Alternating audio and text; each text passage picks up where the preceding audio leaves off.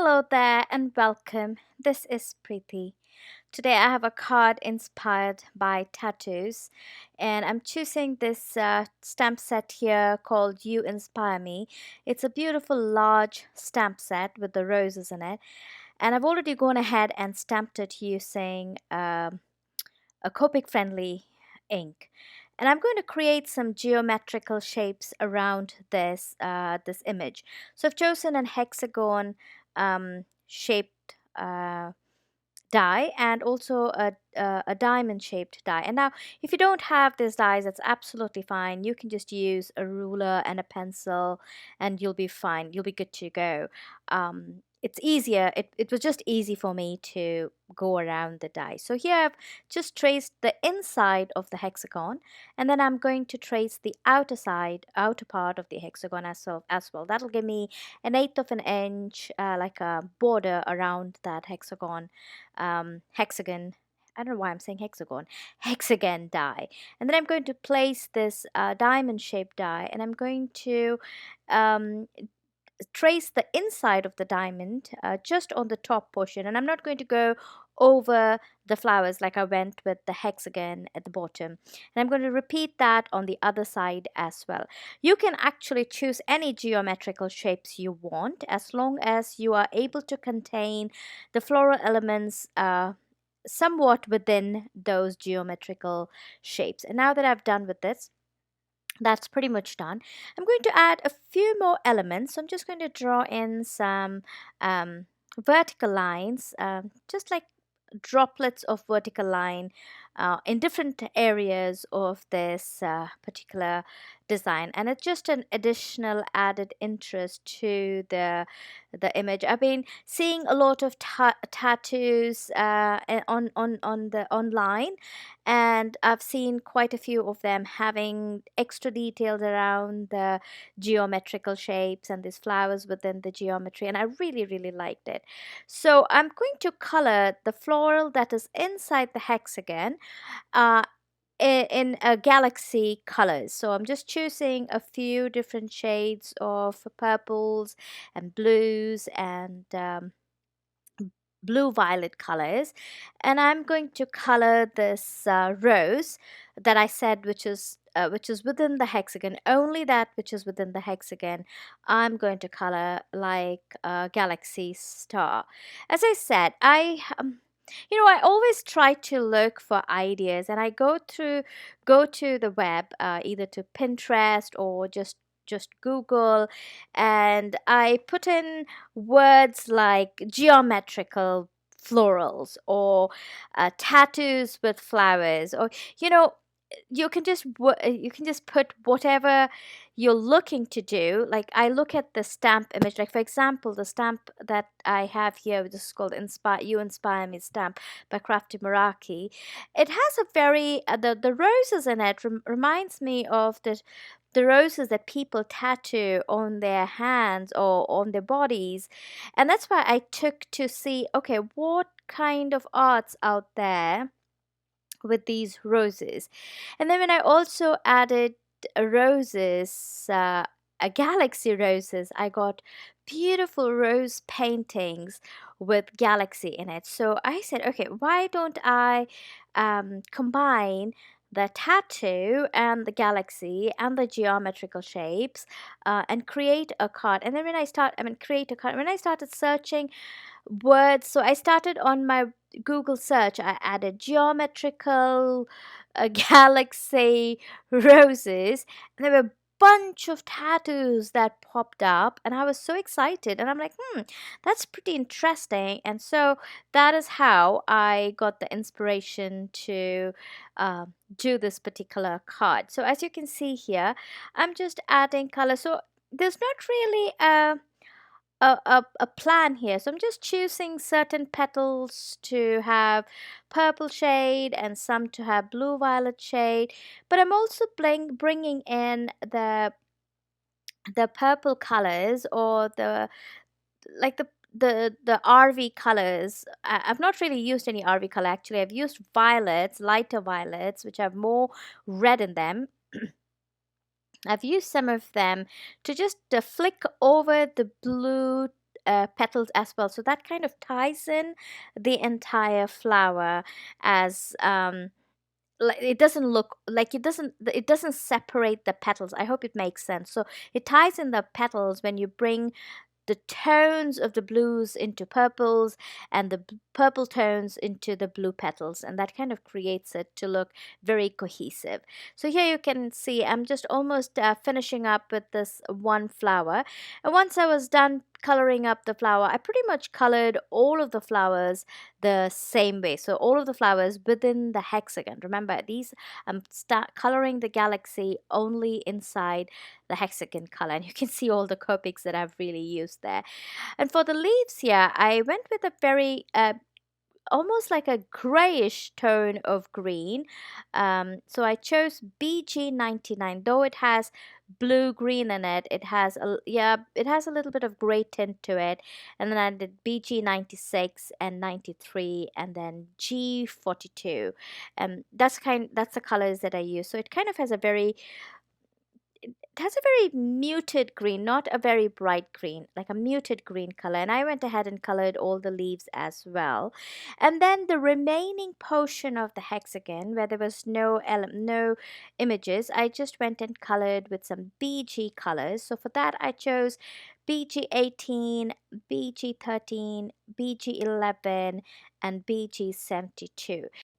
You can also see that while I'm coloring, I'm not making sure, I don't want it to be a smooth blend. I want it to be a little choppy to give that cloudy feel to the background. So I'm just kind of dabbing the colors, and then I'm dabbing the next color and just kind of blending it with dabbing motion rather than flicks or feathering motion. I hope I make sense. And that creates that little cloudy effect around the image. And now pretty much all the coloring in the hexagon is done. Now I want to add some stars. Obviously this is a galaxy rose. So all I did is I took a white Posca pen and I started adding some dots. When you are adding dots, make sure you're adding different sizes of dots, and also a couple of X marks just to show some sparkles. And then also don't add the dots on any of the black outlines, but only where the color is, only where you've colored the flowers and the leaves. That makes it look a little neater rather than adding it, because on a tattoos, usually if you see, the black ink is very predominant. There's no splotches or there's nothing that goes over it. Black is pretty strong, and that's the idea why you don't want to put any color over the black. The remaining flowers in this composition, I'm just going to color it with a very light pink blend, actually corally pink blend. So I've started with R22, R20, R11, and then I ended it with R00 or 000. I will have all the Copic colors that I've used in this project in the description box below. So you don't, I mean, I don't really quite remember the colors that I have used, but I will definitely put it in there so you know what exactly I have used. Anyway, so I'm just coloring the remaining flowers, as I said, just with those four combinations of the pink. I wanted to keep the remaining flowers quite muted. I want them to be very pastel-y because the center element is quite a bright element. So I wanted to keep the remaining of the florals as very, very light, and I wanted to have a very light neutral, like a very baby pinkish uh, rose color. And for the leaves, I went with the bright green colors. So for that, I used YG67, YG17, G20, YG25, 23, and YG03. And then I did the same thing. I took the same aqua blend that I used for the hexagon to fill up the diamond shapes of the pink flowers as well. So with the BG18, I suppose, yeah, 18, 13, 11, and I think it's BG70, not 72.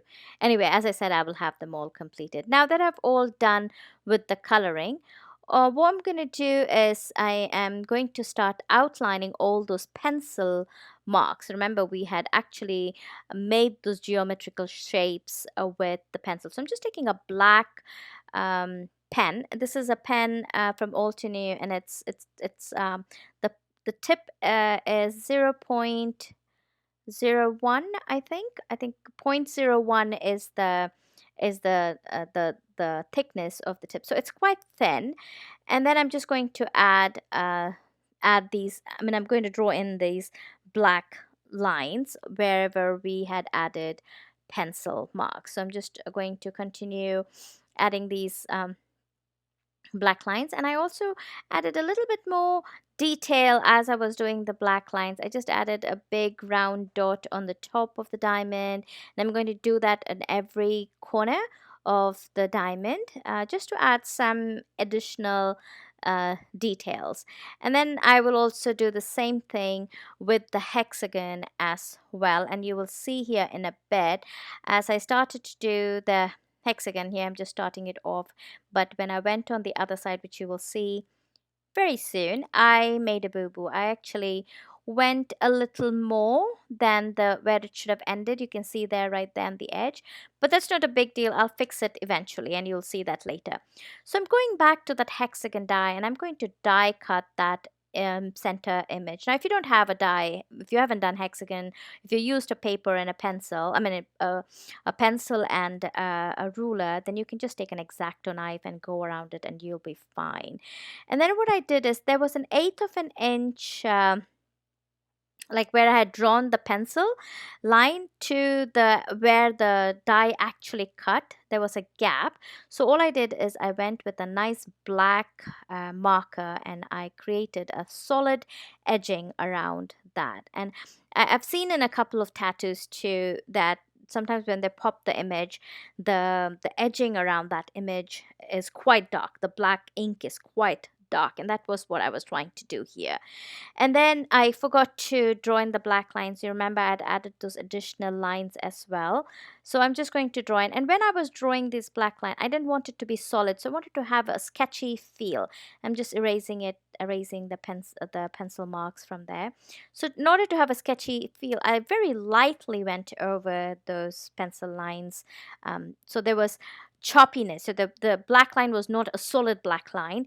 There was it was choppy, if it makes sense. When in the close-up picture you'll see that.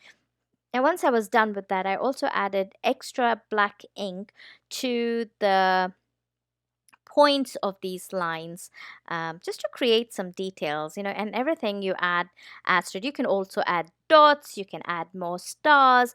I mean, there's so much you can do to create that extra detail. So here I've just taken a side folding slimline tall card, white, and I'm going to place this uh, the negative part of the design, and I'm going to glue it directly onto my note card with a liquid adhesive.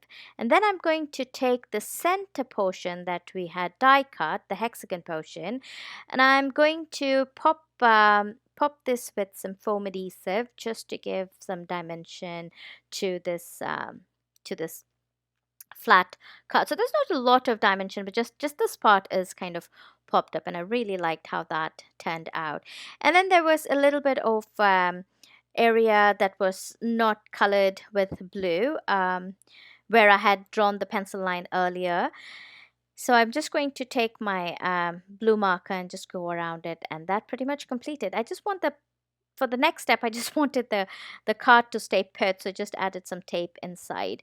Then I'm adding a drop shadow using BV23. I just wanted the element to pop up a little bit, so I'm just adding a drop shadow to the left side of this image, and then to the bottom side on the right. You'll see that once I am turning the corner. So I'm just going to add the drop shadow, and I'm making sure that I'm adding the drop shadow to the leaves and the flowers that are hanging out of the geometrical shape. Right there you can see the leaf and then this flower right here, and then I'm just adding the drop shadow right underneath it, and that pretty much is sorry, I'll bring the paper down. There you go, the cardstock down. There you go. You can see that what I'm doing. So I'm just adding the drop shadow. And with that, the design element of the card was done. The coloring part and everything was pretty much done. All there was left to do was to add some sentiment and some blings, of course. For the sentiment, I went ahead and stamped the celebrate on a white cardstock with some black ink. This sentiment is from the same stamp set, and I'm just going to place it right in the center. And now all I have got to do is add some gemstones. So I've taken some clear iridescent gemstones, and I'm going to place it randomly all over this cardstock. I struggled with my with my what are those, tongs, for a while, and then afterwards I got it done. I mean, it was a hard one, but I got it done. But this pretty much completed the card. And here is a closer look of this card. I hope you enjoyed this video. If you liked it, please do subscribe and give us a thumbs up. And I'll see you next time. Bye-bye.